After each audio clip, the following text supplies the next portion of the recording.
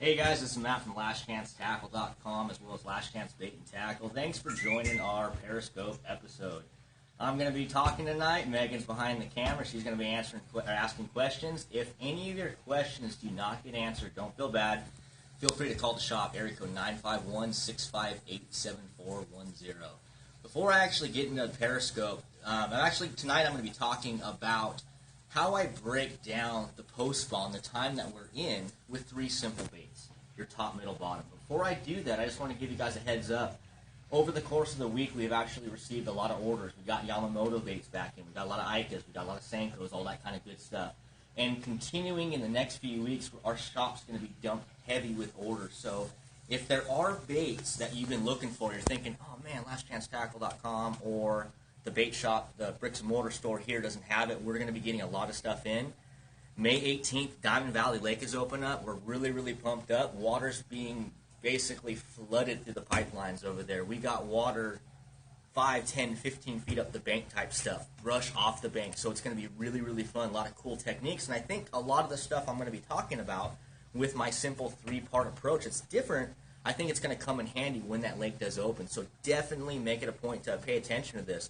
I'm going to do my best to break it down the way I basically try to do every Periscope. So when it comes to fishing the post-spawn, anglers across the nation often find that the post-spawn period is the toughest time of year. They call it the post-spawn blues. But it doesn't have to be tough.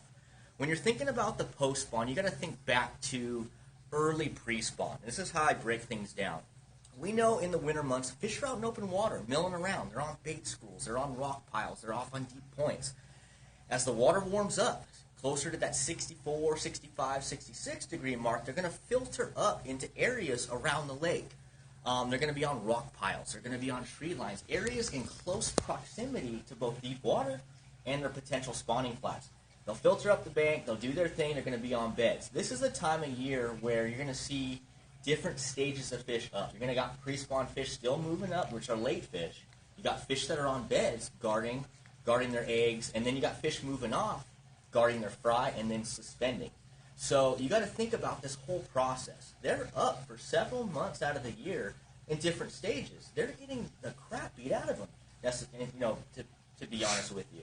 A lot of guys are fishing these bedfish. Okay, they're getting beat up every day. They're hooking these fish. Okay, these fish are so mentally broken down. There's a period in the post-spawn where they'll go out and suspend. So rather than me beating up the bank looking for those fry guarders right now, I do things a little bit different. As Bill Simmontel always talks about, and it has a lasting impression in the back of my head, has always been focus on your top, middle, bottom. What I mean by the top, middle, bottom is just what it sounds like. You got the surface, you got the mid layer, and then you got the bottom. And that could be in 5, 10, 15 foot of water. That could be in 20, 40, 60 foot of water. So being that we're in the post spawn, we know fish are relatively shallow right now. So the key for me is to go, okay, where's the nearest deep water? Deep water is my emphasis. I want to find deep water because deep water is security. It's an area where fish can dip out if they're highly pressured out into deep water, suspend, kind of hang out, and then retreat back up to the bank to do what they got to do. So with that being said, in the post-spawn period, you got to realize that your biggest fish in the lake are going to be the first to move up to spawn. We know that. I did an article for Western Outdoor News recently, and I talked about this kind of stuff. But we know that in the early part of the year, the biggest fish move up on the bank. Okay, with that being said, those are the fish that are going to move off the fastest. They're going to move off, basically first. So when I'm dealing with the post-spawn period, I'm going to look for areas for these bigger fish, areas where they can suspend off of, areas where those bigger female bass can retreat in stealth and they kind of go and kind of regain themselves, recoup, and then feed. So one thing that I do for my first part of the top, middle, bottom is I do a lot of open water frogging this time of year. Now, open water frogging is just what it sounds like. I'm not throwing in heavy cover. I'm fishing areas where I know vertical structure spots, whether it be docks, dock cables, buoys, solitary tree branches, are off the beaten path, close proximity to deep water, but near the bank where they were spawning at. They're going to move out to the first piece of structure cover off the bank from where they're spawning. So when I open water frog, I'm thinking off the beaten path stuff.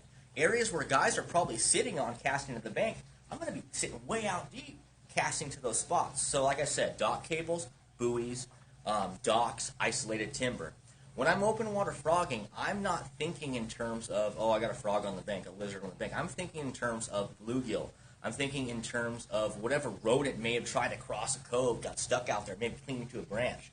So with all you guys knowing about the frog and stuff like that, you know there's two different types of frogs on the market. You got your standard hollow body frog that is just like this, just like a typical spro frog. And then you have your popper style bill frog, okay? Both these frogs are beneficial to me this time of year, and I pick my color schemes according to those forage I'm trying to target. Baby bass, bluegill, shad, and I'll have my brown baits for rodents. So obviously I talked about how these fish will retreat off the bank and suspend. Now, most of the time suspended fish are the toughest fish to catch, but they're the most predictable fish to catch in the post spawn. So when I'm frogging, I often start with a frog just like this, your Spro 65. Now, what I do is I don't employ the same type of rods and reels that I would use if I was fishing heavier cover. I'm going to opt for a rod that is softer in the tip. This right here is a trusty rod of mine. I can do literally anything with it. This is the Megabass Orochi Double X, the F575 Double X. It's called the Extreme Mission Type F. I talk about this rod a lot in every single Periscope because it can do literally anything. I'm going to kind of bow this rod down and show Megan so she can get on the camera. If you notice this rod right here, it bends in the last probably quarter of the rod. Very, very soft tip, where it transfers into heavy, heavy backbone. The reason why we use a softer tip rod like this for throwing open water frogging, contrary to heavy cover, we know we got to throw heavy rods, is I'm going to be needing to load this rod up effectively and get pinpoint accuracy. Oftentimes, like on Diamond Valley, which we're going to encounter pretty quick, is I know my milk run around the lake, my series of spots I need to hit in specific times throughout the day. If I know there's one tree 50, 60 feet off the bank, but it comes up to 10 foot of water, I know those big fish will sit around it. I need a rod where I can kind of cruise up that spot with my boat, dump my trolling motor as quiet as I can, use the wind at my back, all that kind of good stuff. I need a rod where I can load up and cast and hit that pinpoint accuracy. Oftentimes, my strike zone is insanely small. Those fish don't want to move very far. They're recouping. They're tired.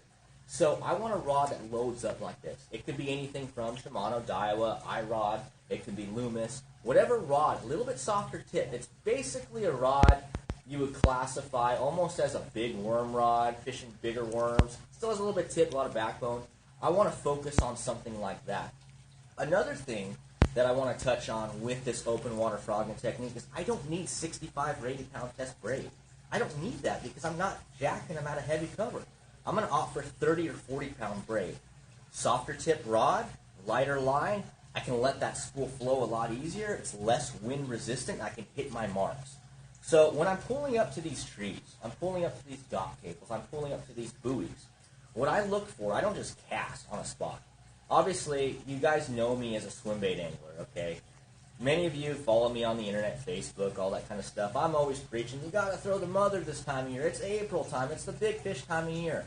I know these fish are on these offshore spots, so a lot of times I'll come in these areas knowing there's going to be big fish there. But say I don't know there's big fish there. Say I'm just trying to find fish. What I'll do is I'll pay attention to my sun angle, pay attention to my wind angle. Everything has a purpose. So as we know, bass and all fish, for the most part, have eyes on top of their head, okay? When I'm looking at these lights right here, obviously, say that was the sun. Obviously, fish are dealing with the sun. If that was the sun, I'm not going to sit here and want to stare straight up in the sun and have it hit my eyes. I want to retreat to the shady side of something. I'm going to come indoors if it was me. I want to be in here because, obviously, it's darker. It's not as bright as the sun. Fish do the same thing. They're going to be on those buoys, but they're going to be on the shady side of the buoys. So with that being said, I look at my wind direction, and I set how am I going to drift up stealth on these spots, provide the perfect cast on these targets. So a big key to my open water frogging is the shady side of every piece of structure or cover. That's a big, big thing. When it comes to the frogs, I use both types of frogs, like I said before. I use my standard frog, many of you know, and I use these poppin' frogs. I know these fish are going to be on these deep trees, even if I don't see them. I know they're going to be around them somewhere. They might be 5, 10 feet down. They might be right at the surface. So a lot of times I'll opt for more of a popper bill. I want to cause commotion, causing these fish to make a move. Now, This is something I've done for a lot of years. It kind of made sense to me relatively recent when I had a discussion with a friend of mine, and he was doing the same type of thing, and I was like, man, I've been doing that for a long time, but it clarified things. What I want to do is I'll fire out there. I'm going to give them a good pop. I'm going to let these fish tell me what they want. If they want disturbance, if I don't see them, they're going to find it. And the cool thing about these particular frogs, the cool thing about open water frogging with this softer tip rod, is as I'm working that bait, I'll toss that frog out there. And I'll sit there, pop, pop, pop. I'll let it sit there. I may short pop it with slack line, causing the thing to walk side to side. I can keep these baits in the strike zone far longer than I can when I'm fishing bank, because my casts on the bank are 5, 10, 15 feet.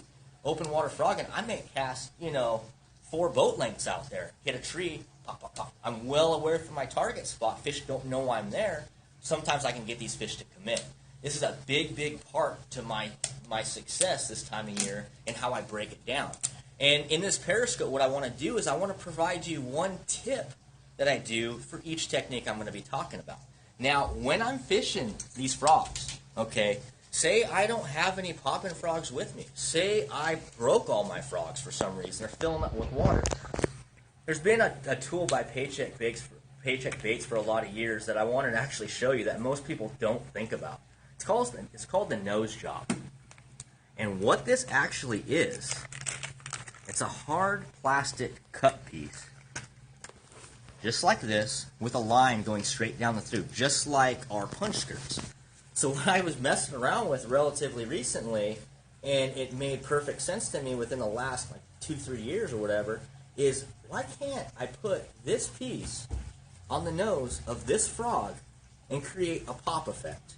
So I'm thinking to myself, I'm always trying to do stuff different than anybody else's. So with these right here, sometimes you come in contact with frogs that are more bluegill colored. All I'm going to do is, just like I'm punching, pretend this is your punch weight. I'm going to take bobber stoppers, just like this. And for safety or security or whatever, I put 2 bobber stoppers up my braid. Forget about it. I'm going to insert this from the cup side down, my line for the cup side down, and I'm going to tie off to my frog. I'm going to slide those bobber stoppers down until they touch this nose job right here. And what that's going to do for me, it transferred every single standard frog into a popping frog. I can bomb that bait out there, pop, pop, it's going to spit water all crazy. I can slow myself down sometimes. One good trick that I don't think a lot of people have stumbled upon, maybe they have, figured you guys might want to see it. So being that that's part of our top part of the water column, I'm going to focus on my mid-water part of the column. That's my secondary type pattern. Obviously, when the wind comes up, it's hard to kind of set up on some of these offshore spots to make those perfect casts. So my second part of approach is going to be a spinnerbait. I really, really love fishing spinnerbaits in the post spawn. And if I had one bait to throw, it'd probably be the spinnerbait. Now, obviously, when it comes to spinnerbait fishing, I'm going to target my structure. I'm going to target my stuff off the bank. There's 2 different groups of fish, like I said. My offshore suspended fish that I talk about when I throw the mother, talking about when I throw the frog. But then you have those fish that are not quite out over top of 40, 50, 60 feet of water, but they're relating to the outside edge of your tree lines, your grass lines, your rock, all that kind of stuff. These could be fry garters. These could be fish that are often recouping. A spinnerbait right here creates that reaction bait strike, reaction strike. So let's say you got all these bass down this one tree line in different pods guarding fry. Okay, the whole purpose of the male guarding fry is to protect his babies. Now, it sounds brutal the way we all talk about fry guarding fish and how we pick them off and all that kind of stuff, but it's the fact of the matter. Our spinnerbaits, whether it be some of my favorite baits, the War Eagle baits, just like this, spot remover and the mouse, and then you got your quad blades. I want to pick baits that are going to resemble my bluegill, my baby bass, stuff that's coming up the bank to pick off these fry. The bass is going to get mad. He's going to react to those baits. The cool thing about these is they're insanely accurate. They hover in a strike zone, and you can cover a lot of water with them. With Diamond Valley opening, water's coming up the bank. We have a lot of brush sitting off the bank. Dirty water. Spinnerbaits are the prime choice. They're weedless baits. They come through cover very easily, and they give off that illusion either of, number one, bait fish, multiple blades on the Booyah quad blades right here, or they give off the illusion of a baby bass, a bluegill, a carp, or whatever, coming through those males' domain, trying to pick off the fry. Very, very good baits, and more often times than not, I'm gonna run a trailer hook on my spinnerbaits, because this time of year, These bass that are guarding their fry aren't necessarily guarding, or are not necessarily eating because of hunger. They're swatting at that bait. They're not trying to actually eat the bait, but they're trying to kill the bait. Now, there is a period in the post-spawn where the bass will turn cannibalistic. A light switch turns on, they're going to start eating fry. That also works for that whole time period too. But for the most part, this is my cover watering tool. If I'm sitting there, I threw out an offshore fish, I'm not getting bit, I know those are my bigger fish, I might shut it down and go, okay, I can sit here all day and fish these big fish, but there's going to be a time where you're going to want to cover water looking for active fish. You want to find some form of fish that you can put in your live well, potentially weigh in a tournament, take pictures, do whatever you got to do. Spinnerbait's my fun bait. Now, when I'm throwing a spinnerbait, I don't throw a spinnerbait like a lot of people do. A lot of people opt for a 4 or a 5 power standard graphite rod. They want a stiff rod because they want to put that single hook into that fish. So what I'm going to actually do is fish a composite type rod. I want to throw a graphite and glass blend. I want something that's going to load up.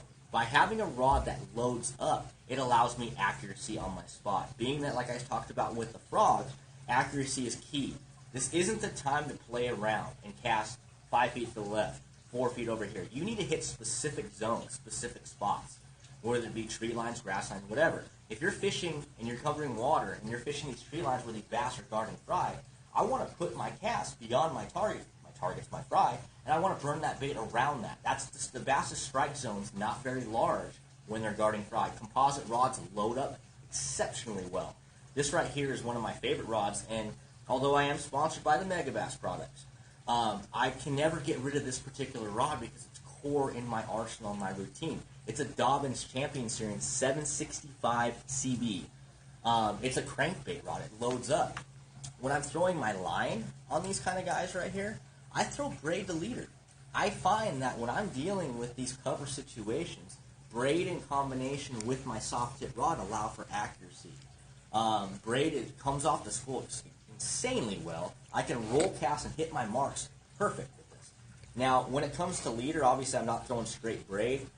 We do have a lot of clear water here. By opting for a leader, it's going to benefit me. It's going to get me more bites. I throw 15-pound test fluorocarbon, period.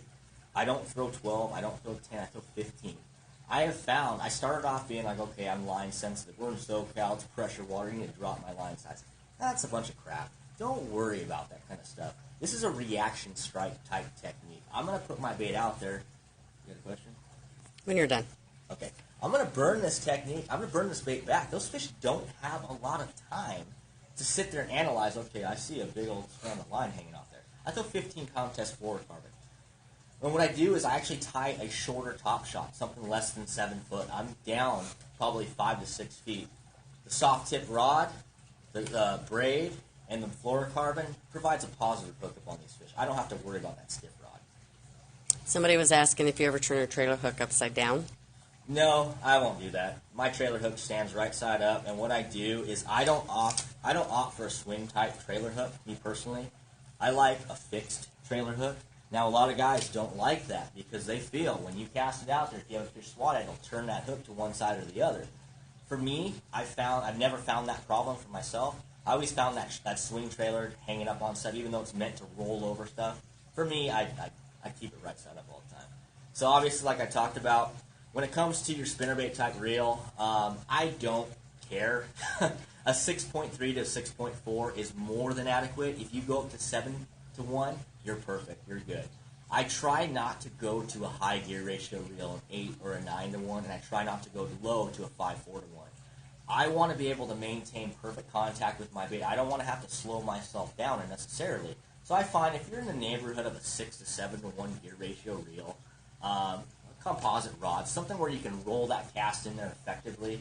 I find the reason why I don't fish a standard graphite style rod is I find that to get the power I want if I'm fishing fluorocarbon, I have to go fairly stiff. I have to go to like I said, a 5 power, a 4 power.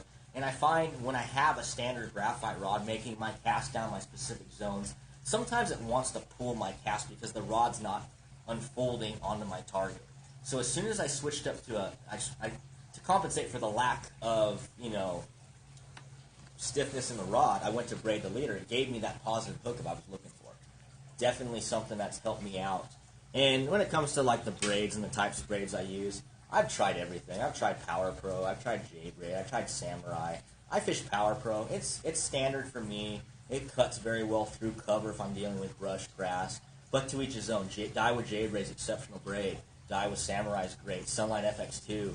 Sunlight FX2 is the premier frog line in my opinion. I love that stuff. But for general reaction bait purposes, like I'm talking with a spinner bait, I really, really like the Power Pro. And last but not least, when it comes to your top, middle, bottom, I talked about frog, spinnerbait. Now I'm going to talk about a technique that we all know. It's the Yamamoto. Sorry, good question. What weight on spinner Oh, baits? yeah, I totally blew that one up. So I've tried quarter ounce, tried 3/8, tried half ounce, 3/4, whatever. I find my perfect weight for a spinnerbait is a half an ounce.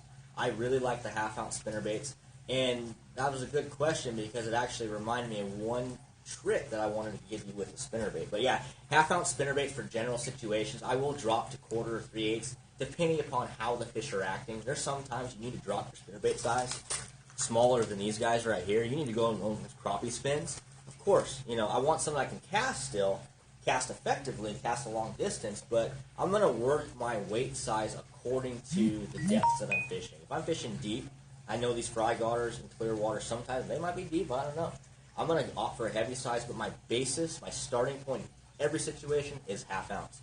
But the trick I wanted to tell you is don't take a spinnerbait literally as what it is. What I mean by that is on your spinnerbaits, they come set, predetermined with certain blades. A lot of people just go and buy a spinnerbait. Okay, well, I guess that's my spinnerbait. That's my booyah right there. I guess that's just how it is. I have to throw it like that. There's a lot of times, whether I talk about it or not, I cut and chop my blade arms down. I'll alter the blades on my spinnerbait to best fit me. If I'm dealing with smaller baits, I may cut that arm down, run a single willow leaf blade on there. If I need to keep that bait up in the strike zone, I may chop that thing down, put an Indiana blade. There's so much to the spinnerbait that a spinnerbait technique requires a full Periscope episode, maybe 2, maybe 3. But I will alter these baits depending upon the situation, size of forage. The whole thing is match the hatch. Like I said, with all this stuff, you want to match the hatch to the color of the forage you're targeting. Being that this time of year, water temps in that 67 to 69 or 66 to 69 degree mark, a lot of bluegill are starting to come out of the woodwork. Carp are active. Everything's up. There's even some small bass in some of these lakes. They're all feeding on this fry, and they're all part of the menu right now. So say that I wanted to do something different. It wasn't a reaction bait time of day. It wasn't a frog time of day. It's whatever. Okay, I focus, like I said, on top, middle, bottom. My bottom part of the water column is a slower technique we're all known to throw, and that's called the Yamamoto Senko. There's no explanation needed for a Yamamoto Senko.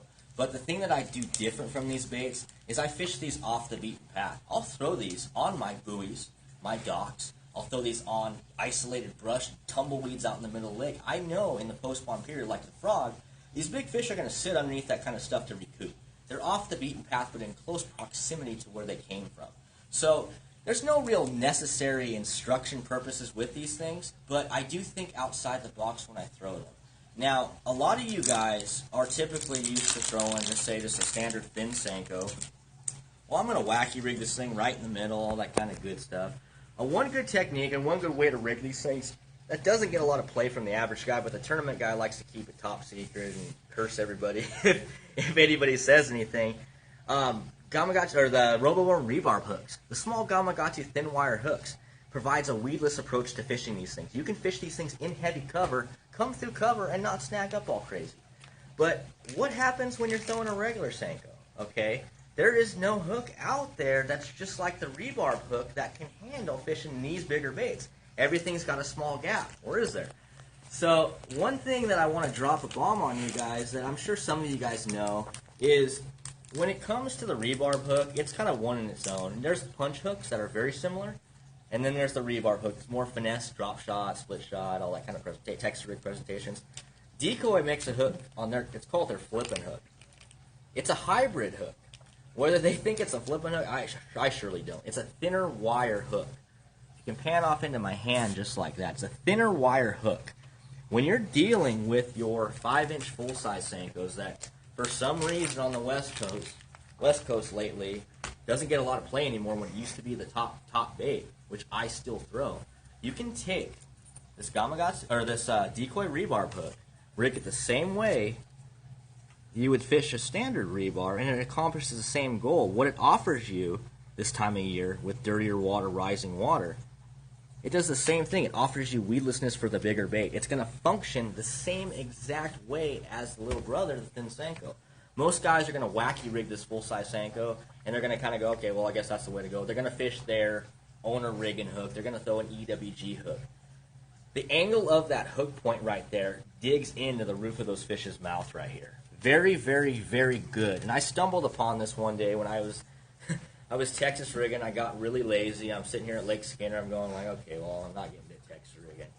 I'm just going to chop my line. I got this hook already out there. So I put that on the Senko. It gave it a little bit of weight, gave it a different fall, which I was very, very happy with. It had almost a nose-down fall, but still shimmy.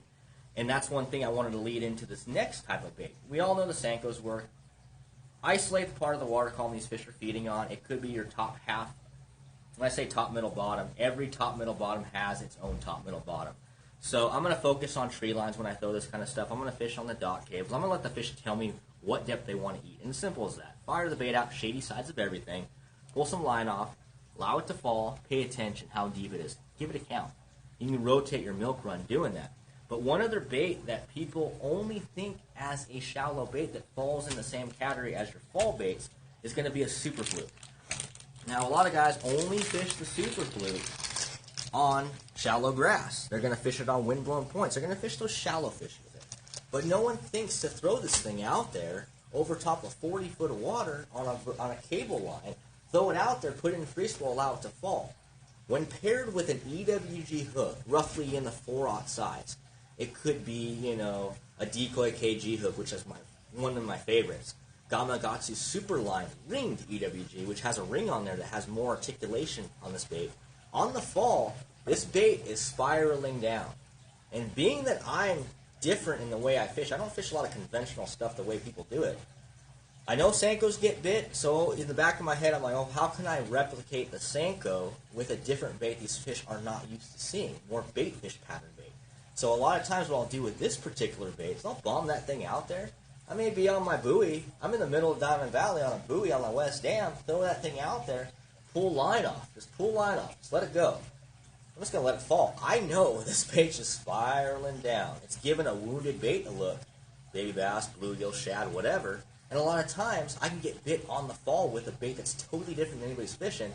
And it gives me one of those confidence boosts to go, hey, I got something different. I got something new. We always want to find something new in SoCal. So, assuming I don't get bit with this particular bait on the initial fall, all I'll do is I'll lift it up. As we know, with a fluke, when you twitch it, that thing kicks out one direction in a natural manner. So I'll sit there a lot of times, and I'll lift my rod tip up, it'll kick out, and then find a new path where it wants to spiral down. Very, very cool little bait. It's a bait that not too many people do in the deeper depths, more so in the shallower depths. So it sounds like you can cover a lot more water. You can cover a heck of a lot more water with this because not only can you fish it on those suspended fish, you can also fish it through the fry garters. You can go down the bank, and a big thing for me is I'm an unpredictable fisherman. I'll be going down the bank, and I'll switch things up, and I'll fire out to deep water out of nowhere, and the people in the back of my boat are like, dude, you just went from putting me on the bank in 2 foot of water to now putting me out in 40 foot of water. What are we doing? This is a very, very versatile bait, and all you have to do if you want to get deeper is add a nail weight to it. You can use a tungsten nail weight, rig it Texas style, tungsten nail weight through the bottom right here in the meat, fire it out there. It'll speed up that bait. Very, very good little tool. And all I'm doing with that particular bait or my standard Senko is I'm throwing it on, a 5-power rod. I want a rod with a little bit of backbone. Being that I am fishing at deeper depths, I don't want to use a soft tip rod.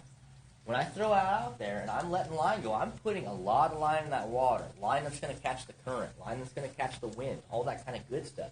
I want something that if I get bit and see my line starting to take off, I'm not going to necessarily feel that bite. I'm going to be a line watch. I'm going to be a visual fisherman. I'm sitting there pulling it off and staring at my line. When I see it pick up any different speed, I'm going to wind into it and set the hook. But it's very important to use a high gear ratio reel. I want a 7-to-1 or higher gear ratio reel to pick up line in a hurry. So I'm just going to throw it out there.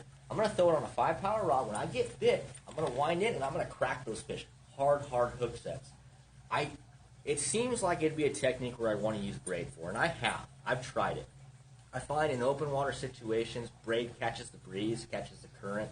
It pulls my bait out of the strike zone and doesn't allow it to work effectively. So I'm going to be a fluorocarbon guy when it comes to this kind of stuff. I'm going to throw 12 to 15 pound test.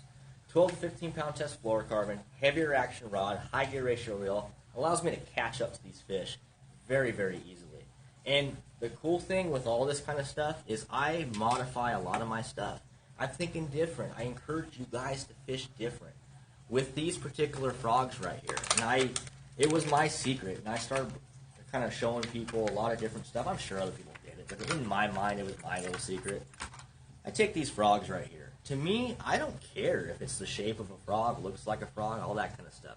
To me, this is one singular bait. This could be a bluegill. I mean, look at the color. It could be a bluegill. It could be anything. It could be a shad. So I thought outside the box, and I encourage you with all this to think outside the box. I've taken spinnerbait skirts and bound the back two legs together just like that. I don't know if you can really catch that, what it would look like if I had it done. Bound it together right there. And I've chopped my skirts. It made it look like a bluegill. So approaching those offshore fish, when I'm bobbing that thing out in open water where, bluegill, all that bait's going to be, I can walk these frogs down there, giving the fish something different to look at. It's something that I think that you guys can actually, it would benefit your fishing, is because it's something different that no one else is doing. You can't take fishing as sacred. You can't take any technique, whether it be a crankbait, a spinnerbait, a Senko, as what it is. You got to think, how else can you use it that's different? So that's a big thing, like I was talking about with each of these techniques. The frog, open water frogging. Yeah, we heard about it, but have you tried it? Definitely try it. Spinnerbaits, definitely, it's an effective bait, but it's something a lot of guys think that we're in SoCal because it's pressure we can't do. And then the Senko and then the fluke. Not too many guys are going to throw a fluke out into 60 foot of water and have the patience to let either one of these baits sink. It's stuff like that that's helped me over the years produce some of these nicer fish that I talk about. And it's thinking outside the box, which Bill Simontel coached me on, is look at all the stuff and think bigger. Think what are people not doing? What's happening out there? So in this Periscope, I just wanted to briefly talk about a couple different ways I approach the post spawn. I don't take things literally, but I do have a plan. I have my plan on my top, middle, bottom. I know these fish are recouping out in open water. I know these fish are guarding fry. So in 3 different baits, I can cover all parts of the water column and effectively target these zones of these fish that are definitely not inactive. Definitely don't let the post-spawn blues kill you. So what I'm going to do is I'm going to allow you guys to maybe compile questions if you have any. It's probably elementary to most, but I wanted to teach you guys something. So if you have any questions, feel free to give me a couple questions. Let's see here for a little bit while I figure out how I'm going to clean up this mess. It's a lot of fun. I mean, I'm excited. Diamond Valley's opening up on the 18th. It's going to be a lot of fun. And the funny part about it, like I've told several customers in today, is everybody is sitting here going like, man, I'm not going to go to Diamond Valley on the first day because it's going to be a madhouse. Well, probably 1 out of 20 customers are talking about going to that lake. So I encourage you guys, definitely put Diamond Valley in your hopes because I'm going to have the lake to myself if you guys are going to be fishing Skinner or Paris. And I'm going to love it. So I probably shouldn't tell you this because, Diamond Valley's going to be crowded. Stay home. It'll be good.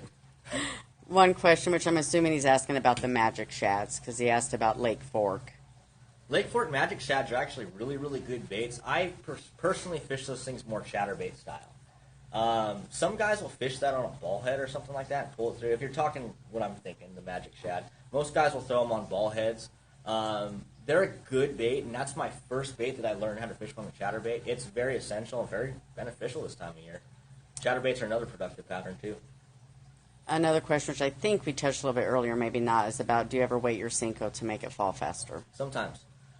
There's a couple tricks that I've learned through fellow anglers over the years, and one in which was to put a split shot in front of it.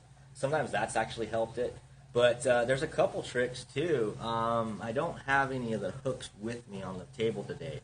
We are located in California. Tackle.com is our website online. One cool thing you can do with your Senkos that we've done in the past, and a couple people have done it a lot in the past and won some money doing it. If you take your standard standard finesse wide gap hook, you're talking smaller, rounder hook we're all familiar throwing larger size Senkos. It could be weedless, could be whatever. There's different ways where you can affix lead or tungsten nail weights with shrink tube to the shank of your hook. And what that'll do, it'll allow extra weight so you can bomb bait out there, fall faster to the water column, fish the bottom half of your top middle bottom. That's one way to get it down. You can add nail weights to it, but it's not something for me. I know how to fish a lot of different styles working in a tackle store, but I had to really strip things down because I can do anything I want in here. I had to pick what's the best stuff for me to fish with the most confidence where I'm not just killing time. I will add weight to it, but 90% of the time I'm big on suspended fish. That's my favorite fish to target when I fish this lake. So a lot of times I'm fishing weightless on most of my stuff and just dealing with the time. But it's pretty basic. It's a lot of fun. You can use this stuff just about anywhere. It's not just Diamond Valley, Lake Skinner, Lake Paris. This can happen in the Midwest. If you're dealing with post-spawn periods, people don't get bit because they're so stuck in their ways fishing their traditional bottom baits, the jig, the Texas rig, the Carolina rig, or they're going to throw all this other stuff. You got to think to yourself, these fish just came off a long period of time where they were sitting up there in the sun baking. Sun's beating down on them, angling pressure catching them. You got spinner baits. You got everything running through their fry. They're still gonna snap at that stuff, but they're beat up. So you got to think to yourself. Sometimes you make 5 casts to one tree. That 6th cast might be your fish. So you got to think to yourself. It's not really they're active fish this time of year, but you got to kind of be more efficient in the way you fish. So. And before we close it, even though it's kind of going off topic, so I don't want you to spend a lot of time, but a gentleman has asked twice on best square bill. And we'll close it out with that. That's a loaded question because every company on that wall has its one good bait. If I had to pick my favorite absolute square bill of all time, it'd be the Lure Jensen Speed Trap.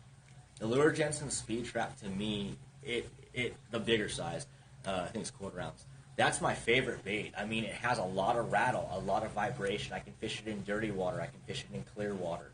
It is one of the best. And one big modification that I will do out of the package, I don't particularly like the hooks that come on them. They're fine, but because I use a lot of braid, the leader on my square bill rods, I want a stouter hook. So I'm going to use a Gamakatsu short shank treble hook, and I'm going to match it accordingly. It gives me a bigger bite and a stronger material.